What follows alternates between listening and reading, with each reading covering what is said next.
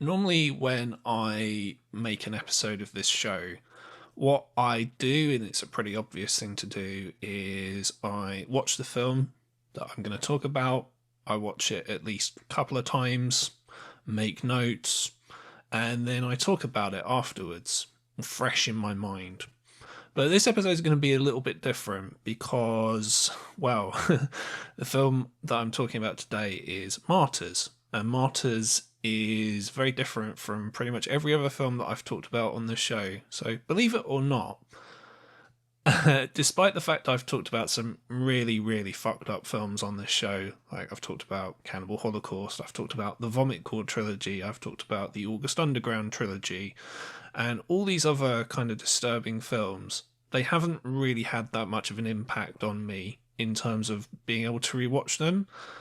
So I haven't talked about this on the show before, but one of my favourite films is Requiem for a Dream, and I've always said that even though that film is considered one of the most depressing films ever made, if you asked me, Greg, do you want to watch Requiem for a Dream right now? I'd say, yeah, fuck yeah.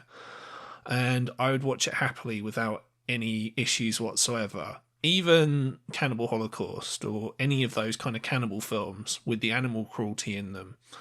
The animal cruelty is not very nice, and I'd prefer not to watch it. In fact, a lot of the times I just kind of turn my head away when those particular scenes come on, but I don't feel unclean afterwards for the most part, or depressed, or shaken to my very core. But Martyrs is a bit different from that.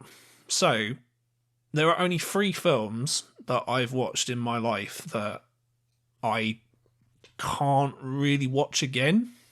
One of them is Eden Lake, and that's a mixture of things, which I'll kind of go into when I talk about Martyrs in a bit more detail later on. The other one is Dear Zachary, which, for anyone who's watched Dear Zachary, it's one of the most depressing films I've ever seen in my life. And even though it's not a horrible film, it's not exploitative or anything like that, the subject matter and kind of the things that happen in the film and the way it's done, it's just something I could just never see myself watching ever again. Maybe I will for this show one day, I don't know, but it's just not something I can ever realistically see myself ever watching again. And the third one is Martyrs. And Martyrs is a bit of a weird situation because horror films don't tend to have like an impact on me. Like, anyone who's a regular listener of this show will know I'm quite a hardened kind of horror film watcher. I'm quite desensitized to a lot of stuff, but there's something about Martyrs that's a little bit different. So I watched it only once before, which was in 2009, and I was at the flat I was staying in at the time. I'd rented it from Love Film. Never seen it before. I'd heard about its reputation from when it was shown at Fright Fest, and I was like, okay, cool, I'll watch it, whatever. And I watched it kind of in the best sort of surroundings and scenario to watch a film by yourself. Is I had it right in front of me, headphones on, and I was kind of fully immersed in the experience of watching it.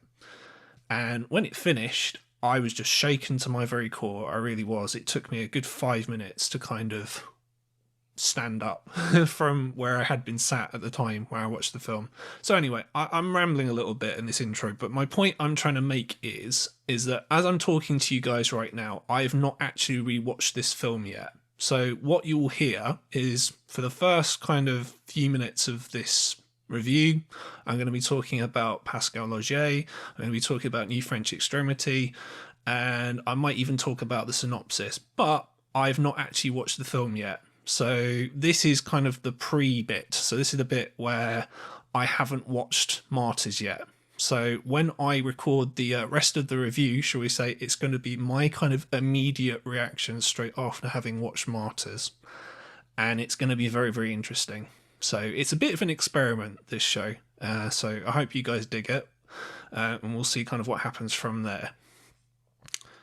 So Martyrs was directed by Pascal Laugier, and it came out in 2008. Who is Pascal Laugier?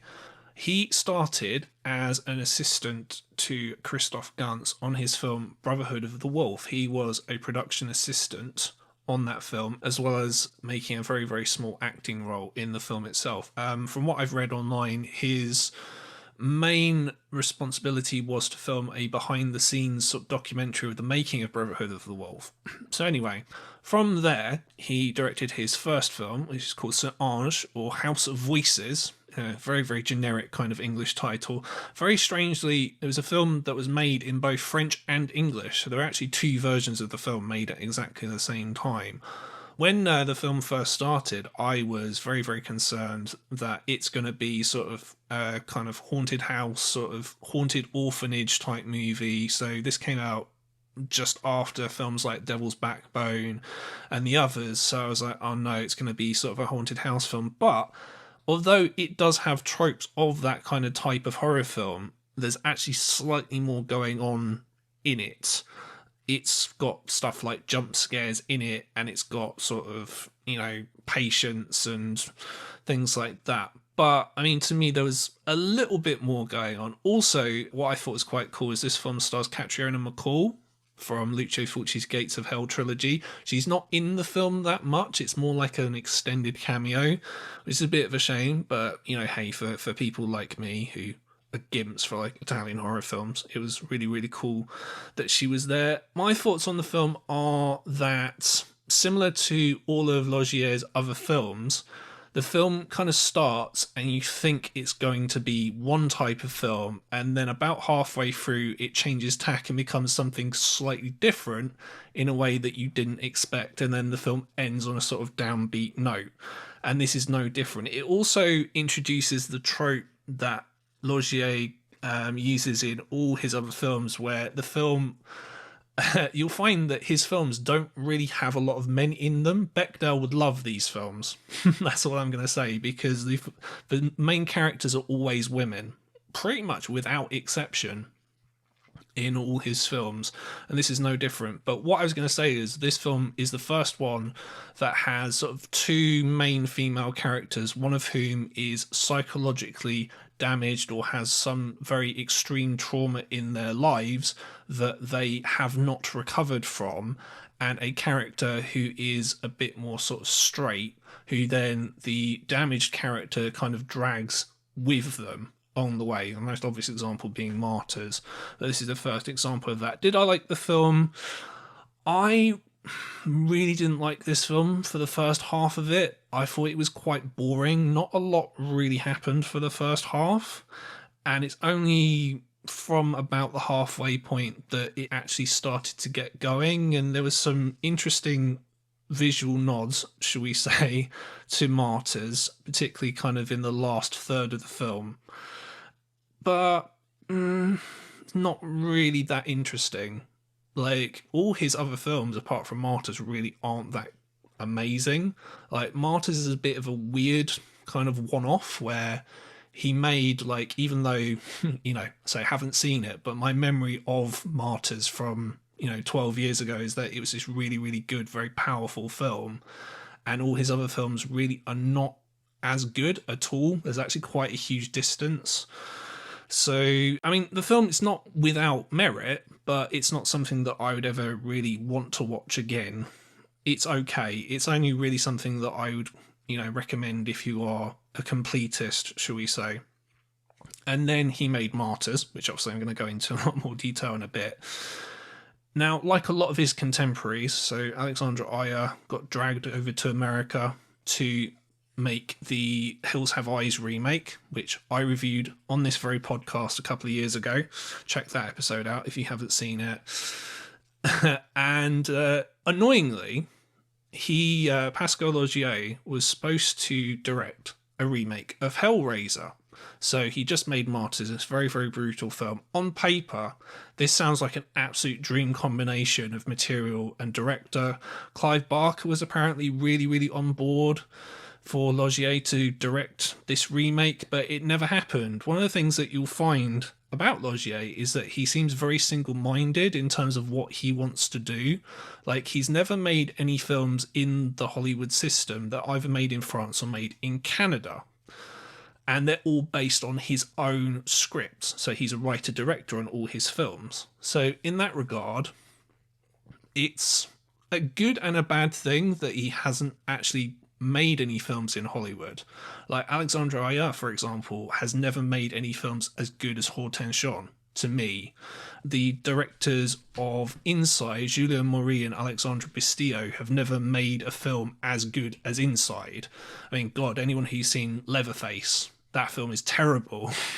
So that's what can happen when you take a director who is, you know, making good films in their own country and you take them to America and you put all these restrictions on them in terms of the kind of content they can make. So anyway, unfortunately, Laugier had, should we say, creative differences with the producers of the Hellraiser franchise, and he ended up not doing it, which is a bit of a shame because God knows that franchise really, really needs a lot, particularly if they're going to bring it back. So that was a shame, unfortunately. It was 4 years before Laugier directed another film. So this one is one of the films that he's made in Canada. So it's The Tall Man, which came out in 2012. This one stars Jessica Biel, Stephen McHattie, who is a very welcome presence, particularly in any films based in Canada, and also the cigarette smoking man from The X-Files. He's in it. It's, again, a sort of a film that leads you to believe that it's one type of film, and then there's a massive, massive twist in it. So the story of The Tall Man is that it's set in a small rural town in Northwest America. It's very, very run down. All the people there are poor. They're not like white trash. It's not a Rob Zombie film, not quite that bad, but people aren't exactly, you know, flowing with money, shall we say. Jessica Biel is a nurse in the town. Her husband has apparently died, and a lot of the children in the town are going missing, and they're talking about this tall man, apparently that's what he's called, not very imaginative with their names clearly, who is apparently going around and kidnapping these children, never to return. And guess what? You know, Jessica Biel, she's got a son, and then he goes missing. Wouldn't you believe it? And I kind of don't really want to give away the spoiler, but there's a very, very audacious twist in this film that you will never see coming in a million years. What I've just told you the film is, that's really not what the film is at all. And whether you like the film or not, it's going to depend on whether you are on board with the twist. Let's put it that way. Did I enjoy the twist? It baffled me. I'm not gonna lie, the twist completely threw me for a loop for about 20 minutes.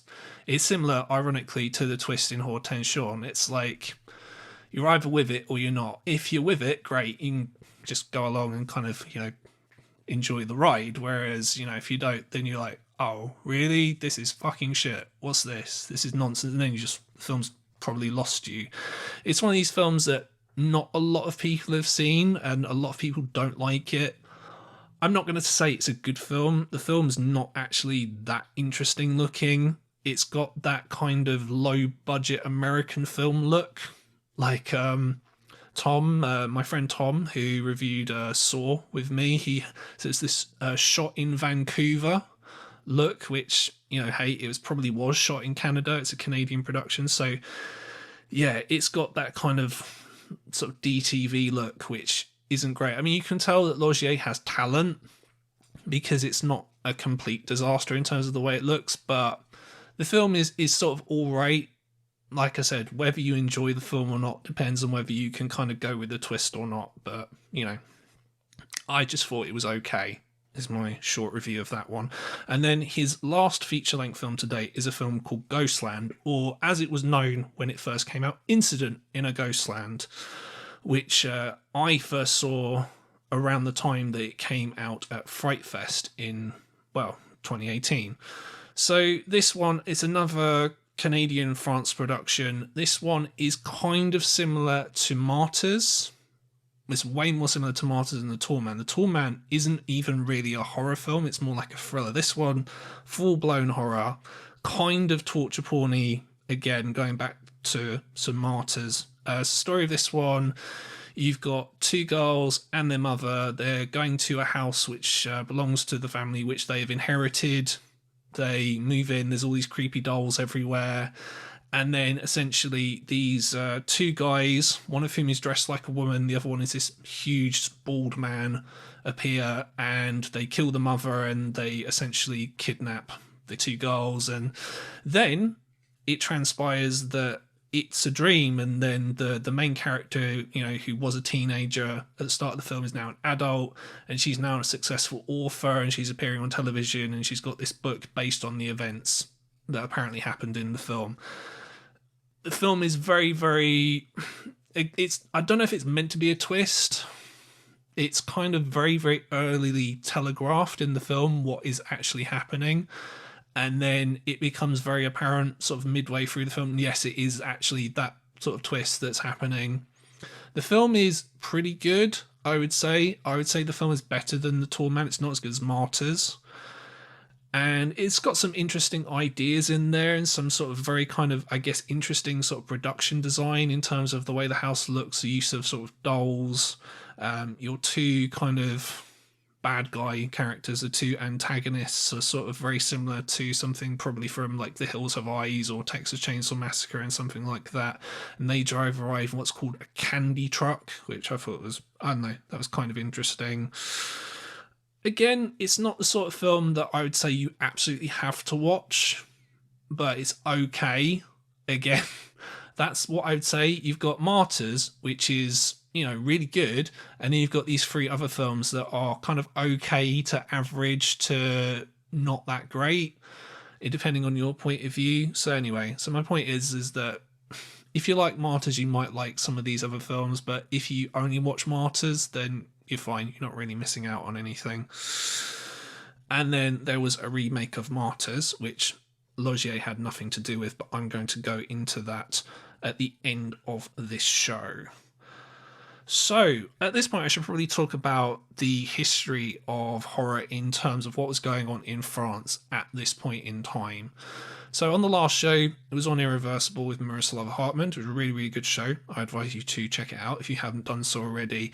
And I talked a little bit on that episode about New French Extremity. So, this is the group of films that came out sort of in the late 90s, early 2000s in France, that are very transgressive. You had either a lot of sexual content or a lot of violence, or a mixture of the two, shall we say.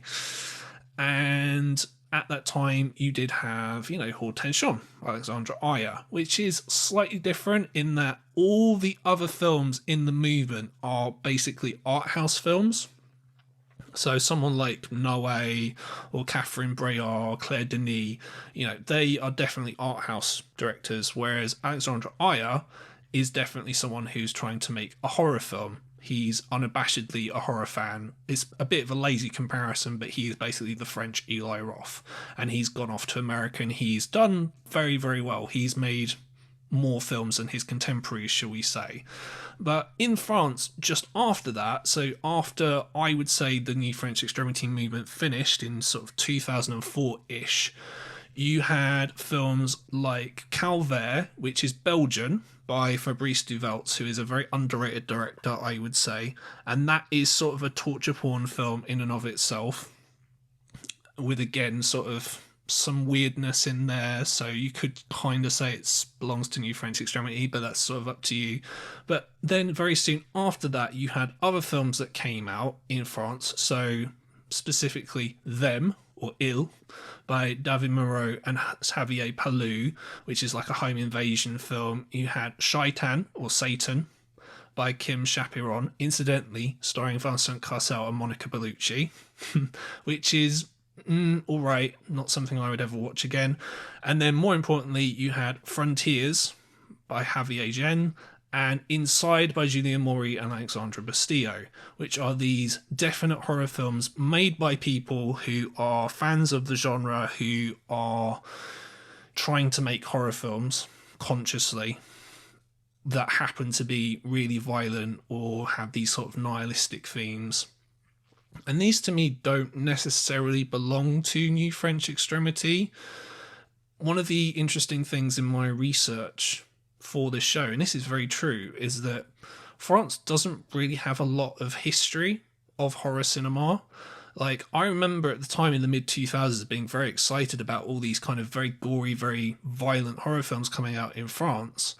But these are almost like an aberration. This is just a coincidence that they all happen to come out at the time. And Laugier has even said this in interviews. In fact, all the directors that I just mentioned all have explained that, you know, there's no kind of market in France for horror cinema. Like, horror films are kind of looked down upon, they're condescended against by critics and sort of even audiences. Like, all these films, they tend to make their money outside of France, in America, Canada, UK, Australia, etc., which is a shame. Like, you know, even the most well-known kind of horror film in the history of French cinema, something like Eyes Without a Face, did not make a lot of money in France at the time. Was, you know, haven't you heard this before? It was kind of, you know, savaged by critics, etc. You know, tale as old as time, Beauty and the Beast, and all that kind of stuff. So it's interesting that kind of since Martyrs came out, there haven't really been a lot of horror films made in France at all. I think Martyrs kind of the high point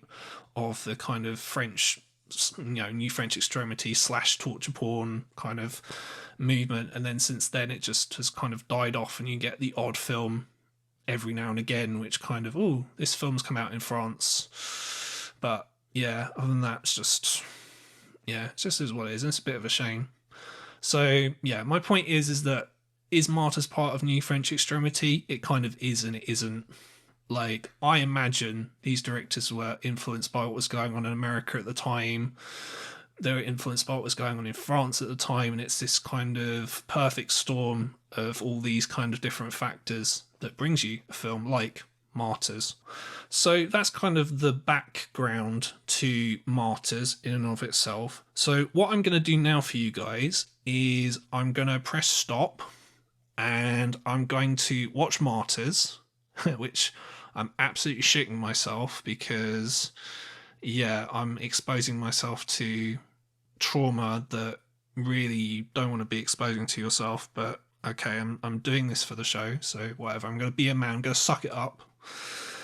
And yeah, once I've watched the film, I'm going to come back and I'm going to give you the rest of my review and my thoughts on the film itself. So I'm going to see you guys in a bit.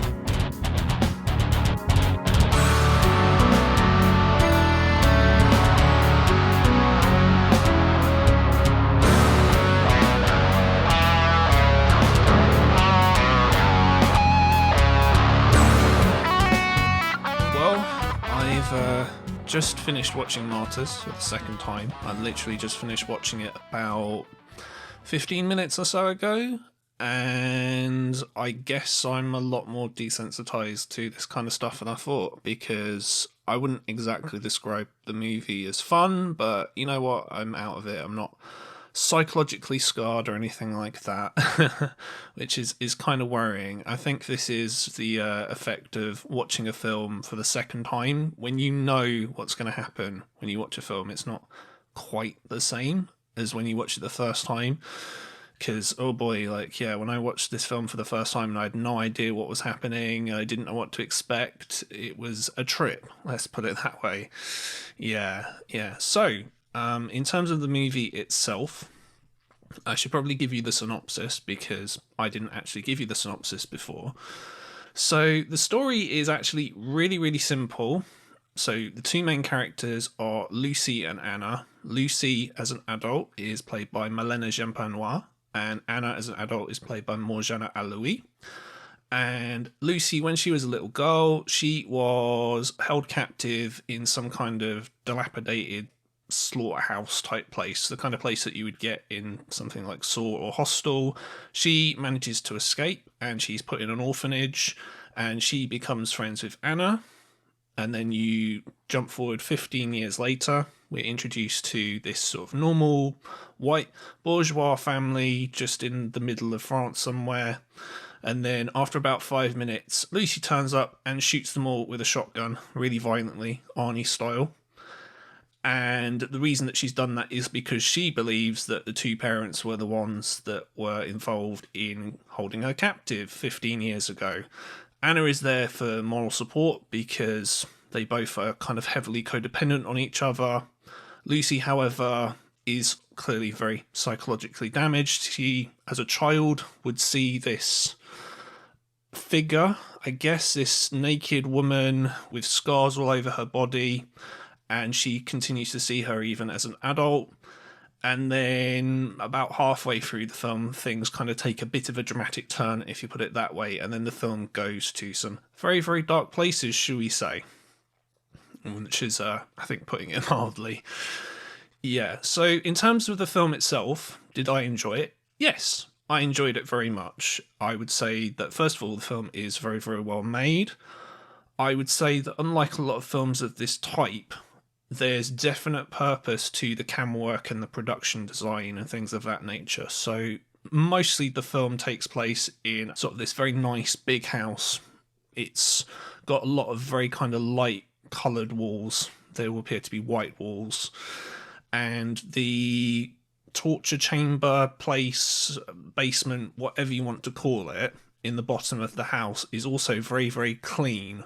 That's the thing I would say about this film in comparison to a lot of torture porn films, if you want to call them that, is in a lot of these other torture porn films, where the torture takes place, it will be in an abandoned warehouse somewhere, or it will be in some scummy person's house or attic or basement, and so everywhere will be really filthy and dirty. Nope, this is a very clean, very sterile type of place.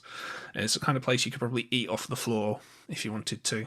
Not that I obviously recommend doing that, but yeah, it's the kind of place where, yeah, you wouldn't expect this type of stuff to be going on, shall we say.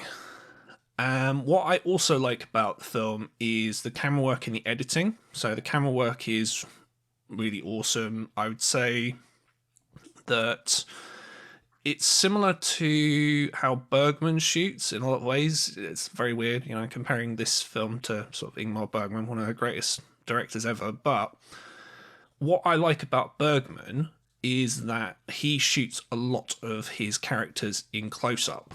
So they'll be giving these long monologues to the camera, and they will show basically pretty much very close to their face. And that, to me, helps me anyway identify with the characters, and that's something that happens in this film as well. So for the first half of the film, where you've got Lucy, and she's clearly very distressed, and she's seeing things, and she's very distraught about everything that's going on. You can see the anguish in her face and things like that. And Anna, for most of the film, particularly the second half of the film, when she's being beaten, when all this horrible stuff is going on in the film, again, you can see all her reactions as well. And it's very, very important, obviously, near the end of the film as well, when she has her transcendental experience, shall we say, where what Laugier does is he does something which I've never really seen before, and I thought this is very interesting. It's the sort of thing that Gaspar Noé kind of did, actually, in Enter the Void,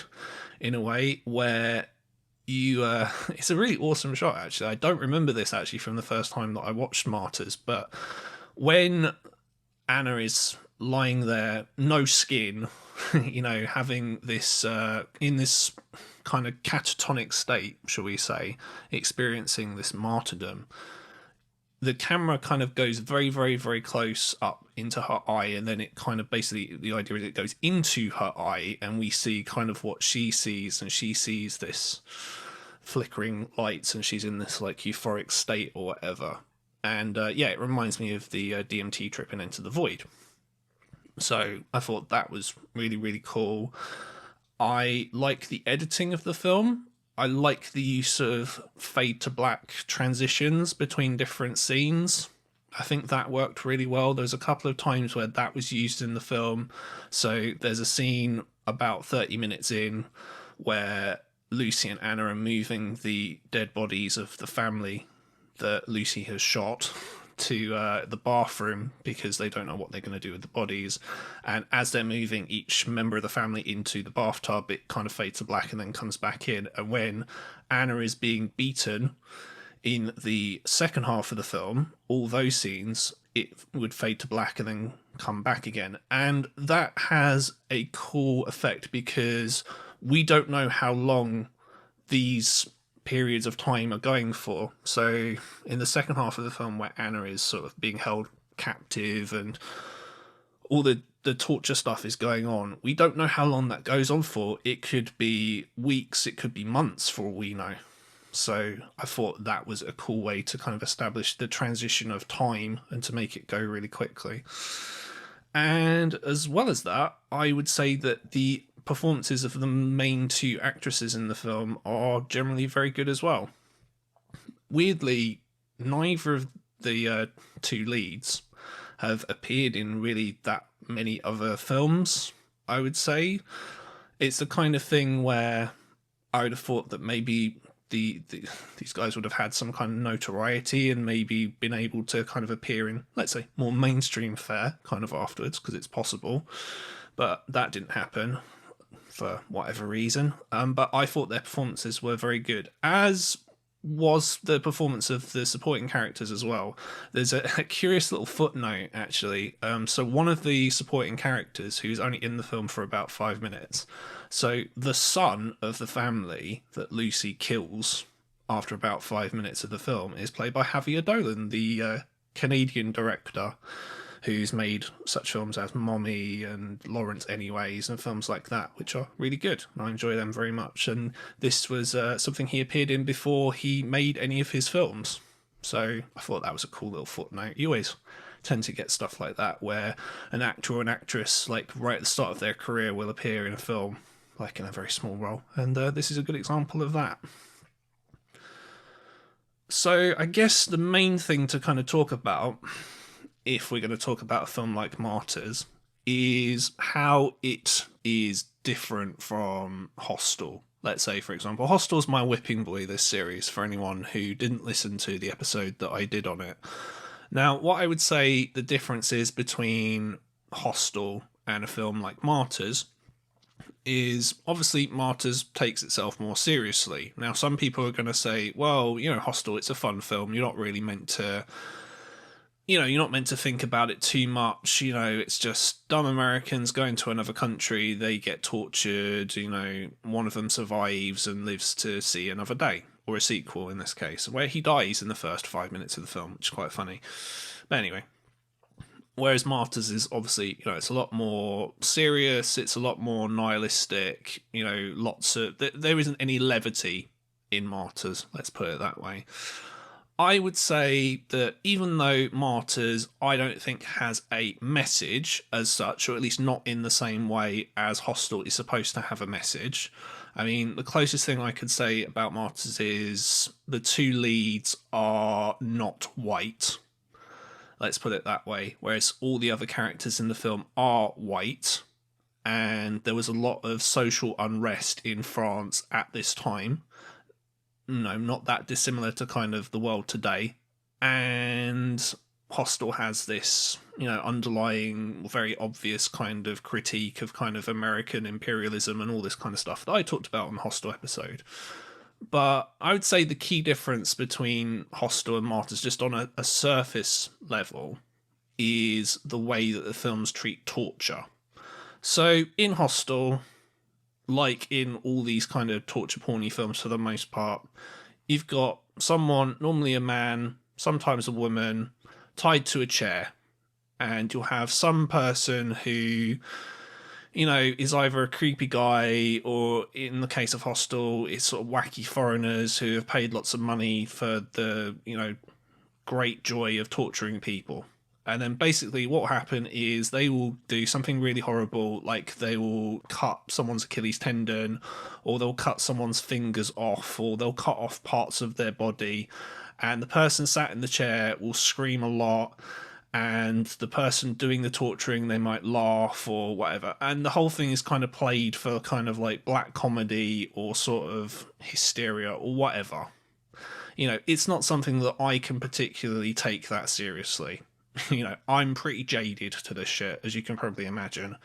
Whereas Martyrs is very, very different. So the torture scenes in Martyrs are, first of all, very repetitive, and they are very relentless.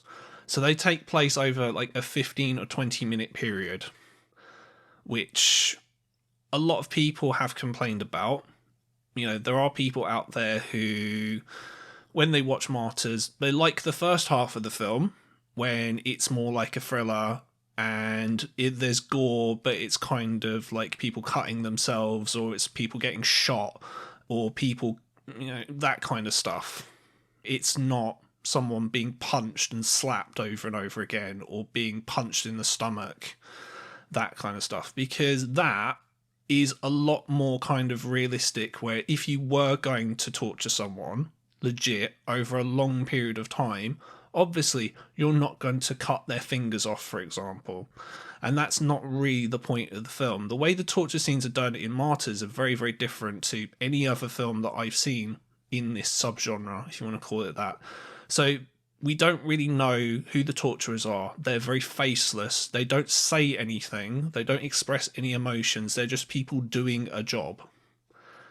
And yeah, it's not very gory. None of the violence in the film is sexualized in any way, which is interesting because, again, like I mentioned earlier in the show, the main characters in Laugier's films are women without exception. And this is obviously the main one. There's only 3 or 4 kind of male actors in this film, and none of them really have any kind of great purpose in the story. I mean, apart from kind of the members of the family, but they, as I said, get shot after 5 minutes. So, not really a lot. They don't really do an awful lot. So the violence is, it's not very gory. It's pretty repetitive, and it's degrading to the sense of the character is being degraded, but they're not being degraded in a sexual way, which takes out any kind of accusations that you can make of misogyny in the film. Because believe it or not, everybody, you can have a character who's a woman being tortured, and it's not about the fact they're a woman. There's no kind of like sleazy stuff in there. It's just the fact that they are a person being tortured. So that's my kind of point of view on it anyway. In terms of the first half of the film, when I first saw the film, I didn't... This is another one of those films that Laugier has made where the first half of the film goes in one direction and the second half of the film goes in like a totally different direction that you didn't really see coming. This one has the benefit of the second half of the film not going in a totally unexpected direction from the first half of the film. So in that sense, it's kind of the best narrative that Laugier has made of all his films. And also, despite the fact that on paper you can give the story in under a minute, there is stuff going on even when the story itself is not moving. And that's kind of how the character who is the presence that Lucy sees, that she hallucinates, that attacks her when she's actually attacking herself and things like that. That's how that's used. So that works quite well in pacing terms. Like, I didn't have any issues with the pacing of the film at all. As I said, there are people out there who prefer the first kind of 45 minutes to an hour of the film, and they really aren't a fan of the torture stuff. But the torture stuff really, as horrible as this is going to sound, is the part that actually makes the film kind of more than just a standard kind of weird home invasion film with a twist, which is kind of what the first half is. Like, don't get me wrong, like, the first half is good, and I was engaged when I watched it, but really the second half of the film is kind of, well, what makes it, for lack of a better term.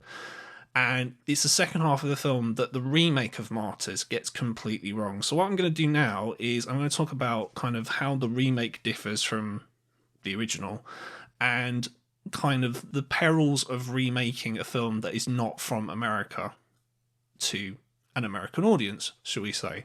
So Martyrs, obviously, it's not the first film in the world that has been remade across different countries. So the first film of this that I can remember anyway is The Vanishing.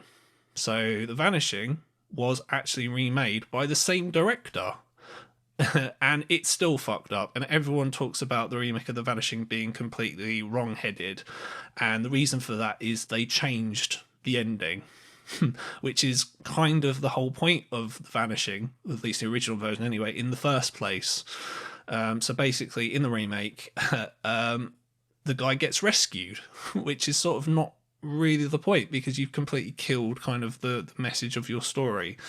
So in Martyrs, as everyone knows, so the film, well, the original anyway, is A, very violent, B, very nihilistic, potentially, if you see it, and B, incredibly depressing.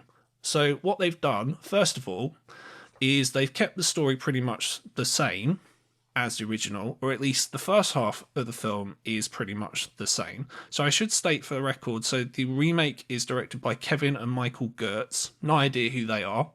They haven't really made anything since, which is quite, telling. The screenwriter of the remake, though, is a guy called Mark L. Smith, who is the screenwriter of Vacancy, which is a film I haven't seen, by the way, which is kind of a torture porn, maybe. It kind of just sounds like The Strangers, but whatever. He's also the screenwriter of The Revenant, which is a very good film. So, okay, could be something here. But there's a problem. So the first problem is that this was produced by Blumhouse. This is before Blumhouse were like, I guess like the new modern version of something like Trauma or A24, but for dummies, essentially, if you want to call them that. I don't know.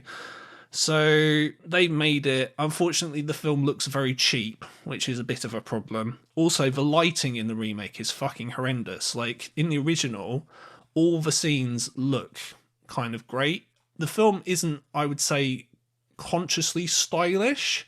It's not a film like, I don't know, like an Argento film where it's been deliberately made to look a certain way aesthetically, like artificially. That's kind of what I mean, where it's got like funny coloured lights or it just doesn't look realistic. This looks kind of realistic. Obviously, it's got like the desaturated look that all these 2000s horror films have, but like I said, sort of the interior of the house is quite striking. It's quite bright. There's all these white walls everywhere. And when you get the torture scenes, they take place in this kind of sleek looking facility that's kind of dark, but you can actually see what's going on everywhere. I really like the production design of the facility, actually. It's got this weird kind of, I don't know if anyone's been on like the London Underground or any other kind of subway system where you've got these sort of computer graphic kind of adverts when you go up and down the escalators. It's got kind of that, but with photos of people in like transcendental states of consciousness or whatever, which I thought was, I don't know, kind of interesting. And yeah, it looks very sleek. Like I said, in the remake, you can't see a fucking thing that's going on when they're indoors. The only scenes you can see anything are in the flashbacks where they're outside. Every other scene is too dark, which completely ruins the film. So the film looks shit. Second thing that's a problem with it is in the first half of the film, they stuck very, very closely to the plot of the original. So it's got the same plot for that. So, Lucy escapes from the orphanage. She makes friends with Anna. They make a much bigger deal out of the scenes where they're at the orphanage than the original does. There are flashbacks in the original, but they all take place mostly when Lucy was being tortured. So you actually see a scene of, her as a little girl getting hit, which is obviously not very nice, but you actually do see her escape and you see her kind of, why she feels guilty that there was this little girl that she couldn't save, and she escaped and, she carries that with her, which is ultimately why she has these visions and why she ultimately commits suicide. And other than that, yeah, like I said, you get all the kind of greatest hits of the original film. Like you've got obviously the family being killed, the mother surviving somehow, but then Lucy killing her again anyway, although not being bludgeoned to death in the head by a hammer, which is, very, very gruesome, very, very gruesome death, I would say. But yeah, it's all basically the same. So I'm watching the remake and I'm thinking, okay, fair enough. They're doing kind of like the Psycho thing where it's a pointless remake. So it's not terrible, but yeah, it's kind of pointless and like it's less violent and it's like, all right, fine, whatever. Also completely removed any of the subtext that I mentioned earlier, if that is indeed intentional. And then you get to the second half of the film. So the first problem that happens is in the original film, one of the key sort of story notes, if you want to call it that, is that Anna is basically a very kind-hearted person, and the reason that it's such a horrible thing that happens to her is because she's only there because Lucy asked her to be there. Like, she has nothing against this family. In fact, she thinks Lucy is mental, and like, how could she think that this family kind of tortured her? You know, she's delusional, and she's just there for support, for lack of a better word. And then when she finds the woman who's in this kind of basement sort of torture facility, you know, the one with the metal helmet, like, thing over, I don't know what to describe it, but it's this metal device that's screwed into her head, and it's just, yeah, not very nice at all. It's very, yeah, very grim. Like, again, she kind of helps her, and she takes this contraption off of her head and things like that. And yeah, she ends up being kind of brutally kind of tortured by this secret society. So that is all very, very sad, because she doesn't deserve it. That's another thing, incidentally, that I would say is a big difference between Martyrs and, let's say, Hostel, is because the characters in Hostel are fucking awful. They're terrible people. Like, why would I want these people to survive? Why do I care about any of these characters? The characters in Martyrs are, yeah, I care about those characters very deeply. Like, so when all this horrible shit happens to them, particularly Anna, who, as I said, has done nothing wrong, then yeah, obviously I have a lot of sympathy for Anna and what she's going through. She doesn't deserve it. It's very horrible and protracted. So yeah, but key difference in the remake. So Lucy in the original commits suicide because of the guilt, and she just can't take it anymore, and she thinks Anna has betrayed her by helping out the mother of this family who she believes was responsible for torturing her. In the remake, Lucy just survives. So I'm like, all right, that's a bit stupid, fine, whatever. And then the second change is, instead of the person in the basement being this woman with the metal device on her head, you know, which is horrible, it's not meant to be nice, and yes, very horrible, it's just a little girl. Just a little girl. For some reason. So you've basically now got three characters, and because this secret society turn up, and the Mademoiselle character in the remake is horrible, by the way. The Mademoiselle character in the remake is the worst thing about the remake. Like, in the original, there is basically this couple of minute long exposition scene where, yeah, it's just, I'm here to give exposition, I'm here to explain what's actually going on here, and then she goes off. And fair enough, you can probably complain about that. That's like, well, you know, whatever, what purpose does this character serve? But in the remake, it's just, they picked someone who has no character whatsoever. It's just some random older woman. And she delivers her lines very flatly. Like, this woman does not believe a single thing that is coming out of her mouth. I can tell that she's giving a very, very insincere performance when she's doing all these monologues or whatever. It was just, oh my God, it was just dreadful. Absolutely dreadful. And the worst part, I guess, if you want to call it the worst part, is instead of Anna being captured and beaten and force-fed like this ugly looking processed food that looks like baby food, or it could be gruel or whatever, it's just Lucy. She's just getting tortured again, but we can't really see it. And Anna and this little girl are just basically being held captive for no reason. They're just there, which is just unbelievably wrong-headed and stupid. And then the worst part of all is about 10 or 15 minutes from the end of the film, Anna, this society just let Anna go. They're not interested in Anna. Like, she's just there to get exposition delivered to her. And then, yeah, they just let her go. And then she tries to rescue her friend, and she kills about 6 guys with a gun. Like, she just shoots these 6 guys. It's, oh my God, it's just so bad. It's so bad, everybody. Just talking about it just makes me angry. Oh, and the ending is pretty dumb as well. It's just, oh. So yeah, don't watch the remake of Martyrs. Watch the original. I mean, don't get me wrong, yeah, the original Martyrs is very kind of hard to watch in places. And yeah, it's not exactly fun. But at the same time, you know what? It's a good film. It's well made. I would say going back to kind of the differences between Hostel and Martyrs, let's say, is with Martyrs, the torture itself, it's not, a bunch of people kind of being kind of really nasty and kind of, inflicting pain on a character for art entertainment. It's not entertainment at all. It's torture as pain. It's delivering pain to a character in a film. Like, if you read interviews with Pascal Laugier around the time that he made the film, like, first of all, he says he was not in a very good place mentally when he made the film. I am not surprised, quite frankly. But second of all, he said the Martyrs it's about pain. So in an interview with Electric Sheep magazine, question is, at the heart of the film lies a definition of the word martyr, which explains the extreme suffering to which the characters are subjected. Can you tell us more about this?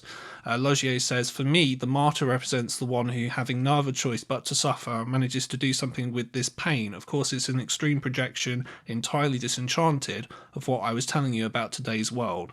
Since we don't believe in anything, since the world is increasingly divided between winners and losers, what is left to the losers but to do something with their pain? Deep down, that is what the film is about.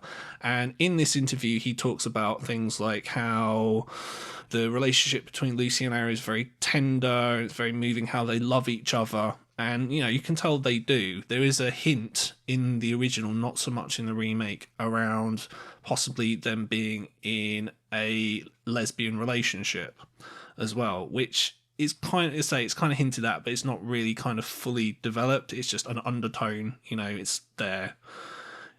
Either you get it or you don't. Also, interestingly, in this interview, because I guess to kind of round up the review, this has been a very rambly review, guys. I'm very sorry. One of the things that obviously people know about Martyrs is the extreme reactions that it provokes in people. So similar to Irreversible, for example, when it premiered at the Cannes Film Festival, there were walkouts and things of that nature. When it played at Fright Fest, which is it's a screening of I definitely wish I'd been at, let's put it that way. Apparently when the film ended, there was just a state of kind of people just sat there in sort of numb shock, kind of like I had when I first watched it, where people were like, all right, okay, didn't really know kind of where to go next. But anyway, so the question to Laugier is, watching the film is a profoundly unsettling experience. No shit. As we are led on the same journey of pain as the central characters, what sort of reaction did you want to provoke in the audience? And Laugier's response is, I swear that to discuss audiences has never been my motivation. When critics describe the film as butchery, a display of guts and gore, it saddens me very much. I see my film as a rather reserved work, in fact. I would like it to touch the viewers, to plunge them into a state of profound melancholy, just like mine when I was filming, because I think that Martyrs is really a melodrama. Hard, violent, very disturbing, but a melodrama all the same. I hope it will be a powerful experience for those who will see it, because I put everything I had into it. I find it hard to disagree with that, quite frankly. From what I've gathered through interviews, making the film does not sound like it was a lot of fun. But it was a worthwhile enterprise, and overall, like I said at the start, I don't know if I've made this clear necessarily from the review, but I did enjoy the film very much. I think I worked myself up into a kind of frenzy of fear and anxiety, but it's something that I think is definitely worth watching. It's not a fun watch in the slightest. It's definitely not a very, very good date movie, let's put it that way. But I think of all the films that I talked about earlier, so we're talking, again, just to reiterate, Hortension and Them and Inside and Frontiers and Satan. I mean, this is the best of those films, and of all the kind of horror films that came out as a result of the New French Extremity, this is sort of the one.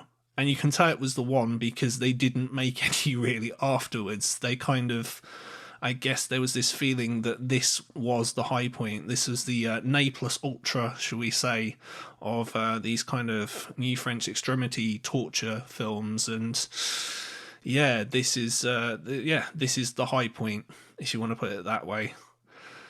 But, and this seems like a very silly question to ask, considering that I feel like I've pretty much just answered it, but how bad is it?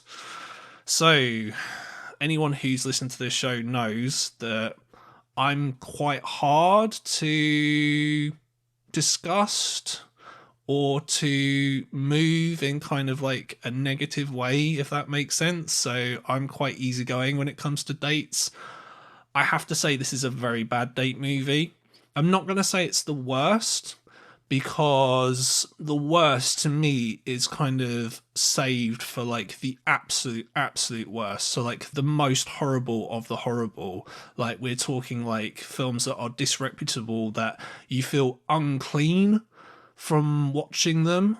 Like you just wonder why you're watching it. Like if you're going to end up on some sort of secret watch list, you know, films that are just absolutely disgusting and vile and terrible. Martyrs is not that at all. It's not fun. It's very, very downbeat. It's very gory.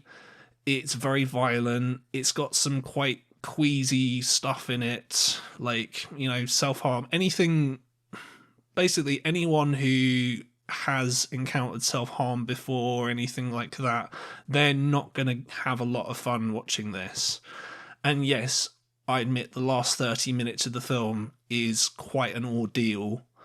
It's not as horrible as it sounds on paper, though.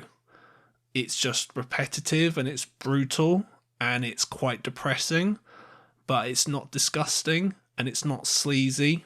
And I wouldn't even say it's horrible. It's just relentless. So, yeah, that's obviously not a good date movie. Please don't watch this on a date. Like, come on, people. Like, I hope you guys know better than that. But yeah, it's just, yeah, it's definitely an experience. Let's put it that way. Whether it's an enjoyable experience or something that you get anything out of is entirely up to you, of course. So that is Martyrs. It's something that I've been putting off for quite a long time, and it was something that, I'm not gonna lie, it did take a lot of energy and a lot of kind of barriers that I had to overcome to watch it, but I did, and I made it, and yeah, I'm kind of thankful for that. So go me everybody. But I'm doing it for you guys. I'm doing it for the show. I'm never watching Dear Zachary though. Just never gonna happen. So yeah, don't even ask, everybody. On the next show in the series, because we got to keep on going, got to bring you guys more of the worst date movies ever. We're sticking with torture porn, but I'm going to do something very slightly different. So on the Hostel show, which I keep referring to, I mentioned Audition. And I was thinking to myself, like, well, you know what? I would like to cover a Japanese film that's sort of in this sort of torture porn vein, kind of 2000s vein. Why not do Audition? Audition is kind of where a lot of these films kind of originated from in the first place. So that's what I'm going to do. So I'm going to bring Miroslava Hartman back on the show, and we're going to talk about Audition. So I hope you guys enjoy that one. And yeah, until next time, I ask you to like, share, and subscribe, and all that good stuff. And I'll see you on the next show for more of the worst date movies ever. Thank you for listening. If you want to follow me on social media, you can at Worst Date Movies Ever. And don't forget to click subscribe wherever you're listening to this right now to never miss another episode of Worst Date Movies Ever.